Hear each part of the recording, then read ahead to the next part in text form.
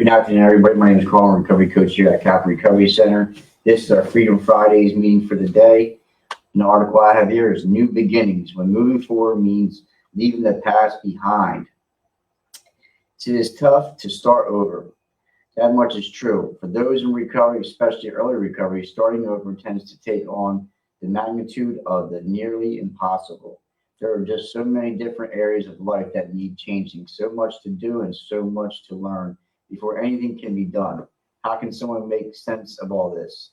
How can a reasonable and realistic course be charted whenever small gains you may make? While there is no question that painful memories of the past can wreak havoc in recovery from alcohol or drugs. Our compulsive gambling, sexual behavior, workaholism, and so on. Every person who is new to recovery has some of this unwelcome baggage that is carried with them in sobriety. The question is, how can the past be left behind so that moving forward can begin? Perhaps even more to some is what to do when moving forward means leaving the past behind. What if you really don't want to ditch everything from the past? What happens when you live with someone who is part of your addictive past? What then? At the outset, let's be clear that there are no universal right answers. Each person needs to figure out the best approach to making a new life in recovery, whether this involves compromise or complete cutting off from the past is purely individual choice. It is important to remember that choices can be changed. They are not forever, nor are they with new information, new goals, new friends, hope, and courage. All things are possible. Here then are some thoughts on leaving the past behind and moving forward to new beginnings. And it can be hard for some of us, leaving the past behind. For me, it was a little easier this time, because the people and places and things that I was involved with, it was through drugs and alcohol. And, so I had to change everything. And, some changes were a little tougher than others. But overall, I know I want it better for my life and I want it better for my future. So I had to cut certain people, places, and things out of my life. And so I can move forward into a better way of life. I still, the people I do see from my past, I do say hi and goodbye and I keep it cordial. But some people I just don't let them participate in my life. It's not being, selfish or, being, how can I say it, better than, right? Or it's just what it is because, I know for me, if I keep doing the same thing over and over again and involving my life with the same people, places, and things I was associated with using drugs and alcohol, I can end up relapsing, So I had to do something different this time. And, especially in early recovery, it's a crucial step to avoid people, places, and things. And, I had to build up myself and start to find out about myself, like my triggers, my defects, my shortcomings, the way I was behaving, my thought process. I had to start to recognize these things and start to work on myself before I can surround myself with certain people, places, and things. Because everybody from my past was not bad people or bad places. It's just I associate my life with using drugs and alcohol, people, places, and things. It was a big part of my story, and so I get to rebuild my life and rebuild relationships and rebuild new people, places, and things that are beneficial to my recovery and beneficial to my life today. It says, if feeling the pain of separation from lifelong friends or even loved ones and family members is not something that you're eager to take on, consider the fact that such a separation may not be forever.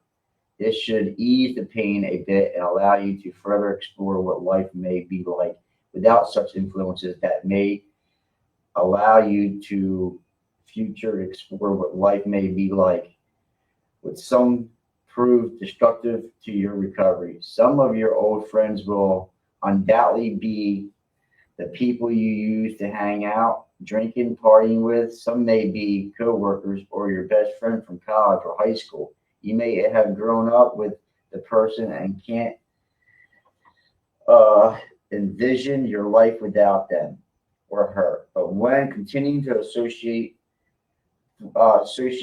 threatens to sabotage your sobriety, you really have only one choice, and that is to put some distance between you. Granted, this won't be easy. Your friend will not understand more than likely. You may hear all kinds of uh, not sure what that word is. For you to reconsider that uh, car using and drinking and using will take a backseat to your friendship. Do not be swayed by these. They are not genuine. Worse yet, you have absolutely no control over what might happen should things go haywire, and you are right. They're in the presence of temptation. This is not to say what you want to give into triggers, just that you may not be able to resist. It's best to steer clear of any associations from your past that brings to mind anything you did while in the grip of your addiction. Maybe the dear friend will one day come to your decision to go into treatment and get clean. Maybe it, but if we will have to be of his or her own, this isn't something that you can force another person to do any more than others could force rehab on you while you might have even compelled to get clean for your job or because of your family ultimatum. For example, the decision to stick with it and work the program was yours alone. So while there is an outside possibility that people from your past who continue to use will eventually go into treatment. You cannot sit around and wait for that day to come. Your job now is to work on your recovery day in and day out without fail. So I think some of the things it talks about, some relationship won't be easy to let go of, and one of the relationship associated with using drugs and alcohol. For me, it was hard to let go of, using because my life consists of using drugs and alcohol for many years. I used it, talked about day in and day out, like every day, and the fear of the unknown, fear of not using drugs and alcohol, because I know for me, the drugs and alcohol altered my thinking. It altered my ability to live life and to actually feel my emotions and feelings, right? I wasn't living it. I was just existing, right? And it clouded me, and the drugs and alcohol clouded my mindset and the way I thought about myself and others and how I viewed the world. And just letting go of that, it was tough. It was really hard because then the drugs and alcohol are gone. Now I'm left with me. I'm left with all this baggage, right? I have all this stuff that I know for me, I created in my active addiction.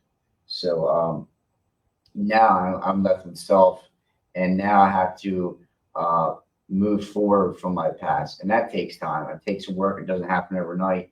The past can always haunt us if we let it, But I don't have to stay stuck in the past, and I don't let the past define who I am today. Because we can get stuck in that, like I did this, I did that, I was this person, whatever we tell ourselves, right? And we can bring that into recovery, right? That guilt, that shame, all the stuff that we did. Um, I had to work on myself and to let go of that, because why hold on to all this baggage that, my past, uh, my future, I want better things in life, right? So I'm not that person anymore, right? I don't do them same things that I did in the past. So why do I carry it with me into recovery? And the only way to do that for me is to do some work on myself and get with people who are like-minded and other people, other recovering addicts that understand me and understand the things I've been through and what I did. And it helped me a lot moving forward with my life. Says if you are married to someone who continues to abuse alcohol or drugs or has a process addiction, this can be a rather difficult situation. On the one hand, you know that you need a supportive home environment and that the people closest to you generally form the backbone of such support. When you live with an alcoholic addict who continues to use, you will need to rely upon other forms of support in order to maintain your sobriety. Again, you cannot compel your spouse, partner to get clean. That's likely to backfire anyway. Your main focus has to be on working your own recovery program, going to 12-step meetings, obtaining a sponsor, beginning work on the 12 steps, taking care of yourself, find new activities you enjoy, and beginning to craft goals for your future. It is possible that over time your spouse will see the changes if you are to come to the decision that recovery is a valuable option. At this time, it will be your turn to be fully supportive and encouraging of your spouse's recovery efforts. All the changes that you've already gone through, you'll very likely witness firsthand in your spouse's recovery journey. It may be tough for you to handle, but it may also bring the two or you closer together. There is also the possibility that your relationship will fracture to the point of breaking. If your spouse continues to use and the temptation for you to join in becomes overwhelming, you may have to no choice but to force a separation. Physical removing yourself from the toxic environment, even if it's only for a while, may be the only sane answer to you. And that's tough, man. When you're in recovery and um I've never been in this situation, but I can only imagine, being in recovery and trying to not use drugs and alcohol and to try to move forward and to let go of the past and having a spouse that's using, I couldn't even imagine. And that's what we talk about, like a separation. And a separation doesn't mean forever, right? I try to tell some people that I talk to, maybe just not right now, just maybe not right now. Because especially when you're dealing with two people in recovery, or one's using and one's not, and one's in recovery, maybe it's all about a lot of things are about timing. Maybe just not right now, maybe in the future. But I know for me, just my opinion and my story, like I couldn't be in a relationship with somebody using because that's putting a damper on my recovery, and I don't want to like I'm letting go of that. I don't want no parts of drugs and alcohol no more. I changed. I moved forward. I continue to move forward and work on myself. I want to get as far as possible from that lifestyle. But when you love and care about somebody, I can understand it can be tough, but like that can be a real bad. And it talks about toxic, right? It can be very toxic. And I think sometimes a good separation, a good time apart, would do some good.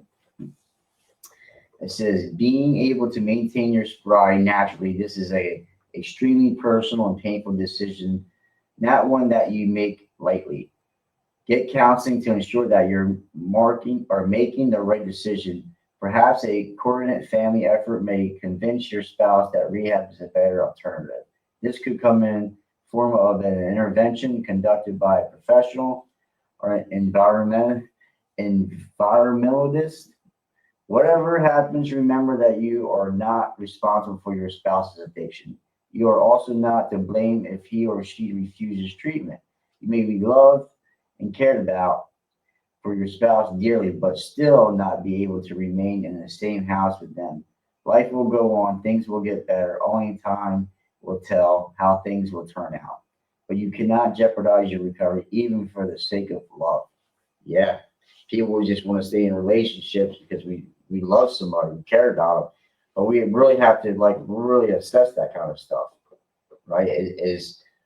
Yes, I love and care about them, if I want a separation, or if I need some time to like focus on my recovery, and that person focus on themselves, doesn't mean I don't love them any less, right? Like it says time will tell.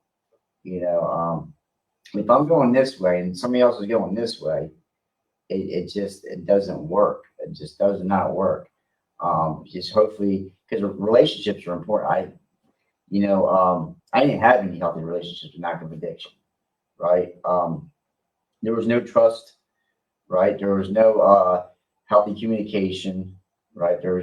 I was always wanting something for nothing, always was a taker, and it was always toxic. It was always animosity, always going at it, it was just unhealthy all around. Since I got into recovery, I've built healthy relationships. I've changed, and other people's changed, and like it takes work. I know for me it takes two to tango, right? So we have to be on the same kind of page, especially in a personal relationship, right? We have to be on the same page. And sometimes, we it talks about, I heard in recovery, like we can to agree to disagree, right? And but overall, we have to be on the same page, and we're trying to go forward, not backwards. Because I know for me, I know one's going forward, one's going backwards. Just usually doesn't work out. Not right at that time. Says one of the emotions that will up when you think about walking away from the past is the powerful feeling of betrayal. Whether it's a spouse or a family member, a close friend, someone you grew up with, or work every day next to, when you have a part ways in order to persevere your sobriety, it often feels like you are betraying someone you've cared a great deal about. The person may even call you out on your actions, lashing out with anger and telling you that you betrayed your friendship or love. This resort will sting undoubtedly, but that does not make it true. What you have done by going through treatment to overcome your addiction took a great deal of courage and determination. Your newfound sobriety is a precious gift, yet you remain fragile and vulnerable. In these early days of recovery, it will take more courage for you to walk away from the past, but it is something that you absolutely have to be willing to do.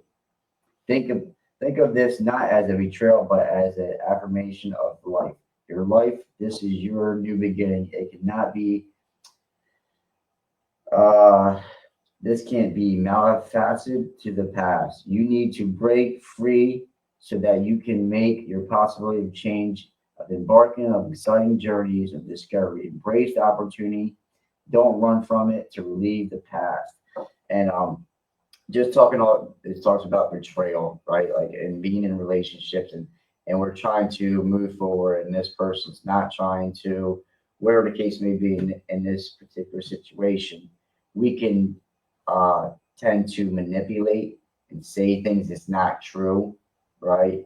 Oh, you betrayed me, you don't love me, or you don't care about me. If you didn't, you wouldn't do this, you wouldn't do that. And that's signs of manipulation, right? That's diseased thinking.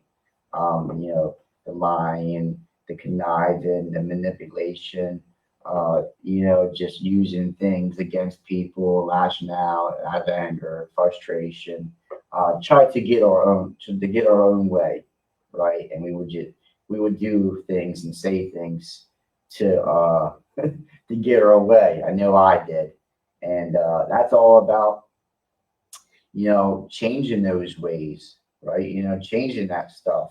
That was me in the past. That's not who I am today.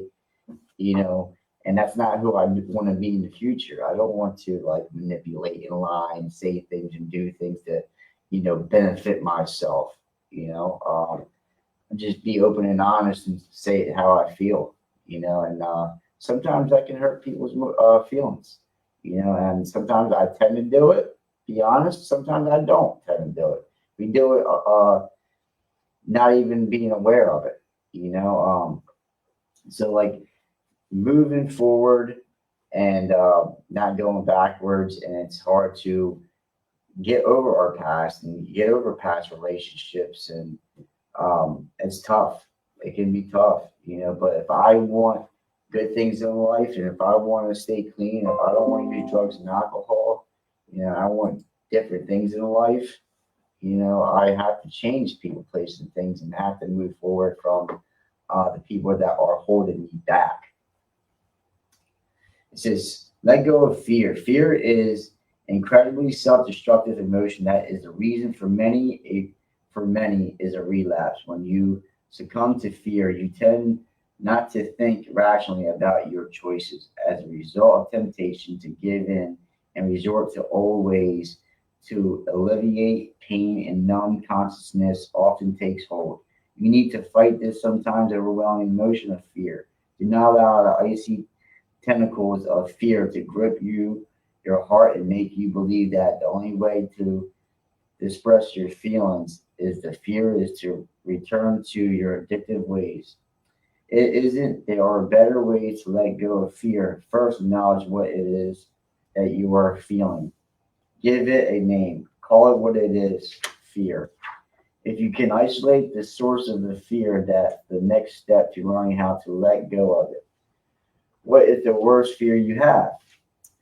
Is it a relapse, losing someone you love, getting fired, not making enough money, being a failure, living life miserably?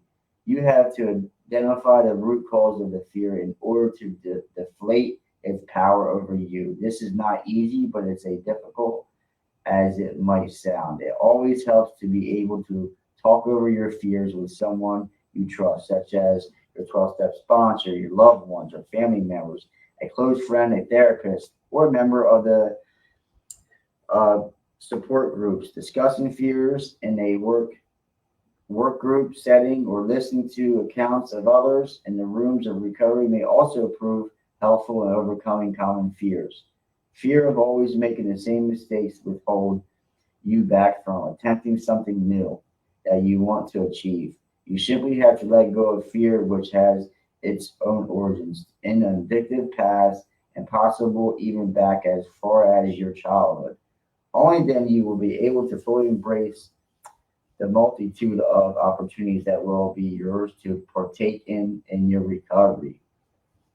And fear is a big one, right? Fear of the unknown, fear of who I'm going to be, fear of letting go of the past, and that was our identity, the things that we're doing in addiction, right? Using drugs and alcohol, hanging around the same people, places, things. We're used to that. We're comfortable with that. We're comfortable in insanity, right? Well, I was, comfortable in the chaos, because that's all I knew, So change can be, scary.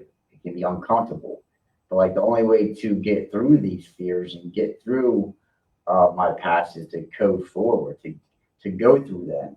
But like I don't have to. I learned that I don't have to go through them alone, and that's where I tried to do for many many years. I tried to do things my way, when I wanted them, how I wanted to do it, when I wanted to do it, and nobody can tell me nothing, right? And I got the same results, the same jails, institutions, and kept on relapsing.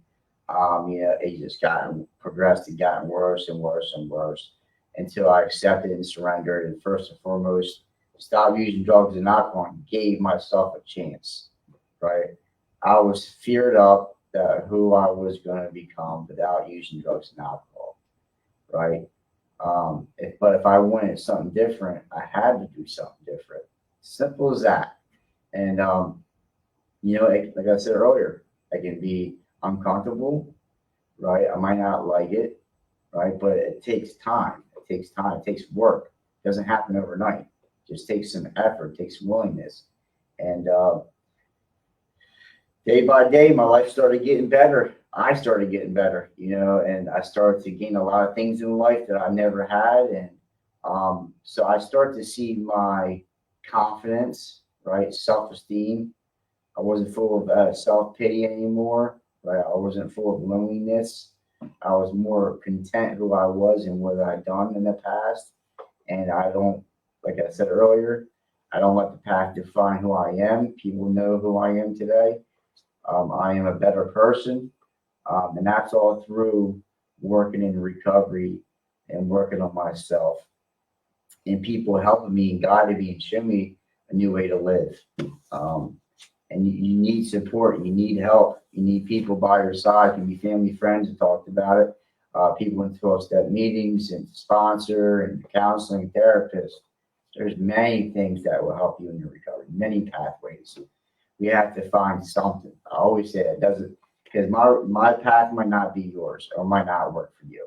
And that's okay. But we have to find something that does work for you. And that does take work. It takes action. But that was our Freedom Fridays meeting for the day. New beginnings when moving forward means leaving the past behind. It can be tough, but it can be done.